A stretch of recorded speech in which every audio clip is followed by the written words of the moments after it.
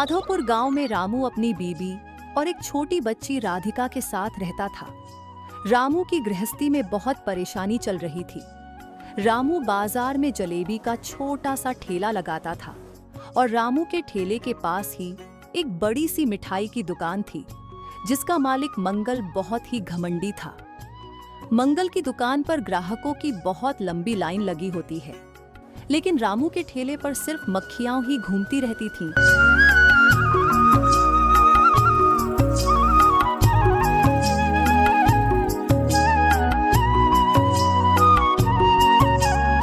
भाग्यवान कहाँ हो?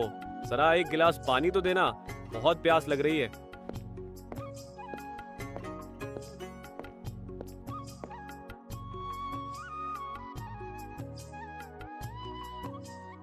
आज भी शायद ठेले पर कुछ बिका नहीं। हाँ, तुम्हारा तो यह रोज का काम हो गया है। तुमसे बोलती हूँ तुम मुखिया जी के यहाँ काम कर लो, कम से कम घर का खर्चा तो निकल जाएगा। तुम्हें पता है ना कि जलेबी की दुकान पहले बहुत अच्छी चलती थी, लेकिन जब से वहाँ वो नई बड़ी सी दुकान खुली है, तब से लोग मेरे ठेले से जलेबी नहीं खरीदते हैं। मुझे नहीं पता, अपनी जलेबी का ठेला नहीं लगाओगे? नहीं नहीं, लेकिन जलेबी की दुकान को मैं बंद नहीं कर सकता, क्योंकि यह मेरे स्वर्गीय पिताजी की दुकान है और मैं नहीं चाहता कि इसे बंद करूं। तुम बस थोड़े दिन और रुक जाओ। जब से मेरी शादी हुई है, तब से मैं यही सुनती आ रही हूँ। तुम देखना सावित्री, एक दिन भगवान हमारी जरूर सुनेंगे और हमारे भी अच्छे दिन आएंगे और जलेबी की दुकान बहुत अच्छे से चलेगी। फिर हमें किसी चीज की कमी नहीं होगी। घर में एक छोटी बच्ची भी है, जिसके लिए हमने अभी तो कुछ किया नहीं। तुम बस अपनी जलेबी का ठेला चलाओ।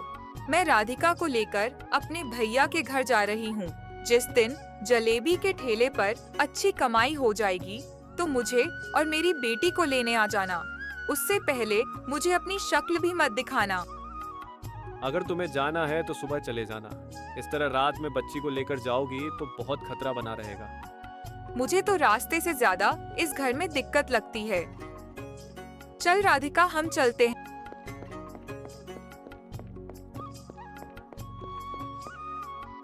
रामू बस दुखी होकर उनको जाते देखता रहा, लेकिन कुछ कर नहीं पाया।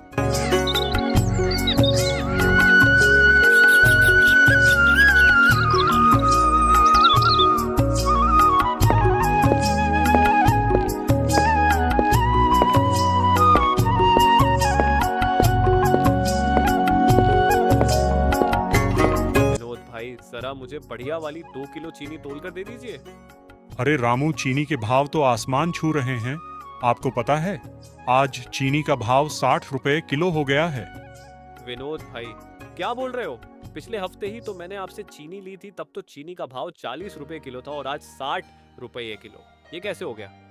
देखो रामू, तुम मेरे पुराने ग्राहक हो, तो इसलिए मैं तुम्हें बता रहा हूँ कि मेरे पास पहले ही पुरानी चीनी रखी है, जो थोड़ी सी मिलावटी वाली है। अगर तुम कहो तो मैं तुम्हें वो सही भाव में लगाकर दे देता हूँ। वैसे भी जलेबी बनाने के बाद तो पता भी नहीं चलेगा कि इसमें कौन सी चीनी इस्तेमाल की गई है। नहीं नहीं भाई, मेरे ग्राहक मेरे लिए भगवान की तरह हैं, इसलिए मैं उनके साथ धोखा नहीं कर सकता। मैं कुछ भी खराब चीज इस्तेमाल करके अपने ग्राहकों को धोखा नहीं दे सकता। देख लो रामू, जैसे तुम्हारी मर्जी, मैं तो तुम्हारे भले के लिए बोल रहा हूँ। कोई नहीं भाई, चीनी का भाव बढ़ा है तो आप एक काम कीजिए, आप मुझको 2 किलो बढ़िया चीनी तोल कर दे दीजिए। विनोद भैया, चीनी क्या भाव है? अरे ओ मंगल भैया, आज तो चीनी 60 रुपए किलो है। विनोद भैया, हमें बढ़िया वाली चीनी नहीं चाहिए। आपके पास वो मिलावटी वाली चीनी है ना, जो आपने पिछले हफ्ते ही मुझे दी थी, वही दे दो। भाई, चीनी 5 किलो कर दो मेरे लिए। मैं कोई अमीर आदमी तो हूं नहीं जो अच्छी चीनी का इस्तेमाल करूंगा, इसलिए आप हमें बेकार वाली चीनी दे दो। हमारे पास इतने पैसे नहीं हैं जो हम बढ़िया चीनी का इस्तेमाल करें। मंगल भैया, आप मेरे बारे में कुछ भी बोलिए, लेकिन मैं अपने ग्राहकों के साथ कोई बेईमानी नहीं कर सकता। मैं उनको कभी मिलावट वाली जलेबी नहीं खिलाऊंगा। थोड़ी देर बाद रामू जब अपने ठेले पर जाता है, तो उसके ठेले पर मक्खियों के अलावा और कोई नहीं होता। वो बहुत दुखी हो जाता है, क्योंकि मंगल की दुकान पर बहुत भीड़ लगी होती है। देखो, वो तो मिलावटी वाली चीनी लाकर भी उनके दुकान पर कितनी भीड़ लगी हुई है, लेकिन मैंने तो अच्छी चीनी का इस्तेमाल किया, फिर भी मेरे ठेले पर मक्खियों के अलावा और कोई भी नहीं है। भगवान कहाँ है तू? कभी तो मेरे बारे में सोच, कभी तो मुझ पर ध्यान दे।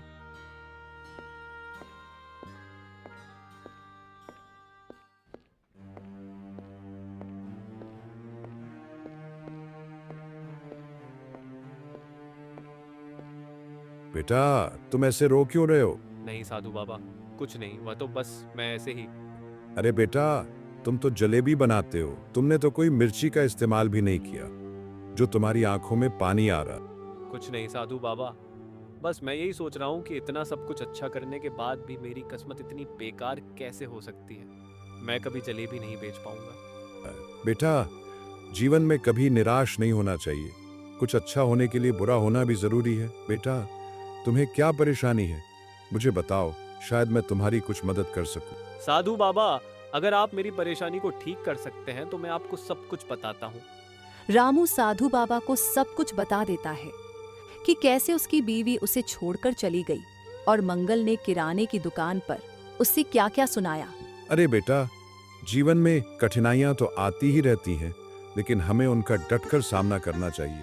साधु बाबा, मेरी ये परेशानी कैसे खत्म होगी, आप ही बताइए।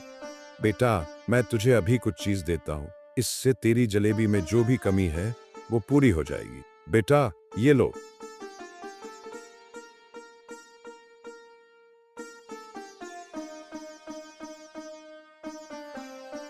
साधु बाबा, इसमें ये क्या है? बेटा, ये है जादू चीनी। जब तुम इस चीनी का इस्तेमाल करोगे तब सारे ग्राहक तुम्हारी जलेबी के पास चले आएंगे। इस चीनी से क्या करूं? बेटा, जब कोई भी साधारण सी मिठाई में कोई खास चीज डाल देते हैं तो उसका स्वाद अलग हो जाता है। अब समझे तुम बेटा कि मैं क्या कहना चाहता हूँ? साधु बाबा, मैं समझ गया हूँ। ये लो जी, ये सिर्फ मैंने तुमको ही दी है और ये कोई मामूली चीनी नहीं है, ये जादू चीनी है। बेटा, जब तुम इस चीनी का इस्तेमाल जलेबी बनाने में करोगे तब तुम्हारा भाग्य ही खुल जाएगा। और हाँ, इस चीनी का इस्तेमाल कोई बुरा इंसान करता है तो चीनी का जादू उल्टा हो जाता है। साधु बाबा, मैं समझ नहीं पा रहा हूँ कि आप क्या कह रहे हैं। बेटा, तू चिंता मत कर, वक्त आने पर तुझे सब समझ आ जाएगा।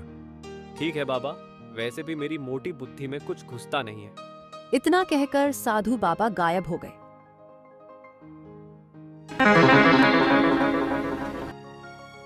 ये साधु बाबा किधर गए? अभी अभी तो यहीं थे, एकदम से कैसे गायब हो गए? ये जादू चीनी क्या सच में ही मेरा भाग्य बदल देगी? चलो एक बार देखता हूँ इस चीनी का इस्तेमाल जलेबी बना करके। रामू साधु बाबा की दी हुई चीनी से जलेबी बनाता है। तभी एक औरत रामू के ठेले के पास आती है और रामू से जलेबी खरीद लेती है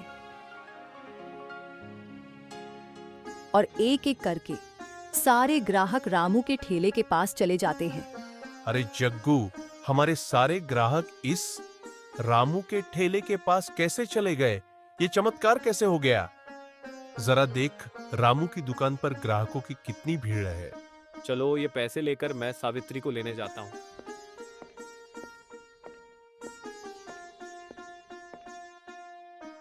सावित्री, ओ सावित्री, बाहर आकर देखो मैं तेरे लिए क्या लेकर आया हूँ।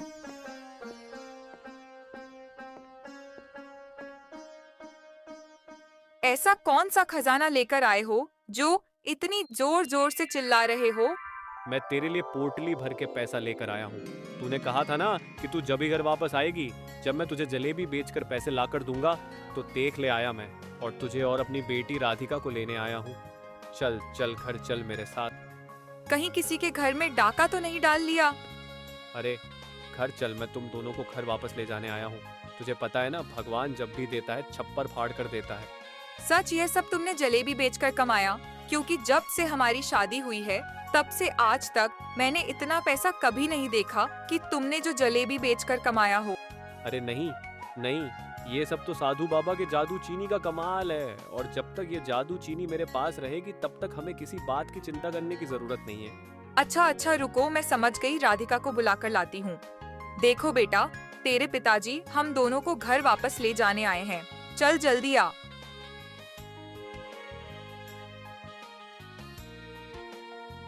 अगले दिन जब रामू ठेले पर जलेबी लगाता है तो उसका ठेला ग्राहकों की भीड़ से भरा होता है, लेकिन मंगल की दुकान पर कोई ग्राहक नहीं होता।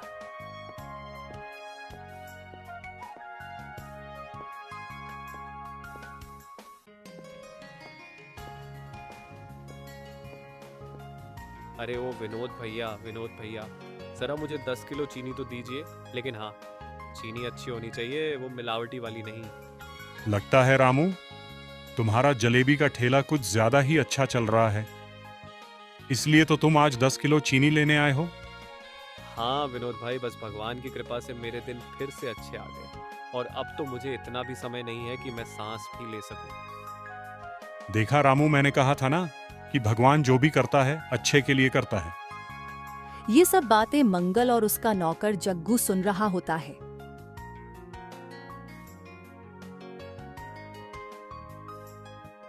हाँ, मैं भी वही सोच रहा हूँ कि ऐसा इसके पास क्या चीज है जिसके वजह से हमारे सारे ग्राहक रामू के ठेले पर जलेबी खाने जा रहे हैं। मुझे भी समझ नहीं आ रहा कि जो इंसान पूरे दिन ठेले पर बैठकर मक्खियां ही मक्खियां मारता था, आज वो 10 किलो चीनी के जलेबी बनाएगा। ऐसा इसके हाथ क्या लग गया जो इसके ठेले पर ग्राहकों की भीड़ ही भीड़ है।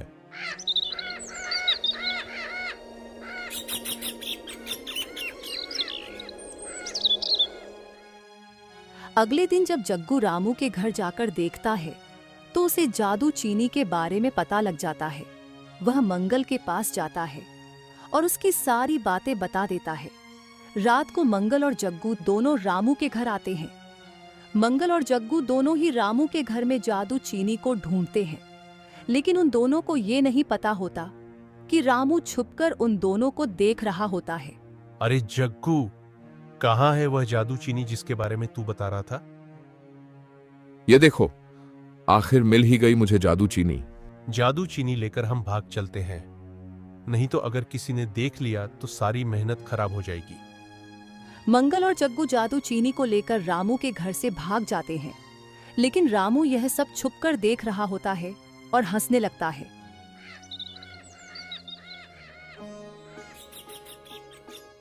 अगले दिन जब मंगल और जग्गू उस जादू चीनी से जलेबी बनाते हैं तो उनकी सारी जलेबी जल जाती है, पर जलकर राख हो जाती है।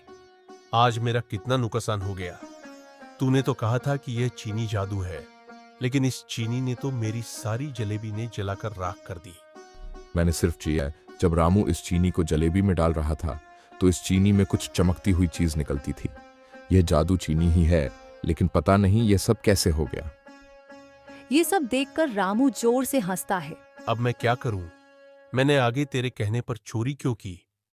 अगर आपको हमारी ये कहानी पसंद आई हो तो इसे लाइक करें, शेयर करें और हमारे चैनल सूरज टून्स को सब्सक्राइब करना बिल्कुल न भूलें। आपके एक लाइक और सब्सक्राइब से हमें और भी अच्छी कहानियां बनाने की प्रेरणा मिलती है। मिलते हैं अगली नई और दिल छू लेने वाली कहानी में। तब तक के लिए धन्यवाद।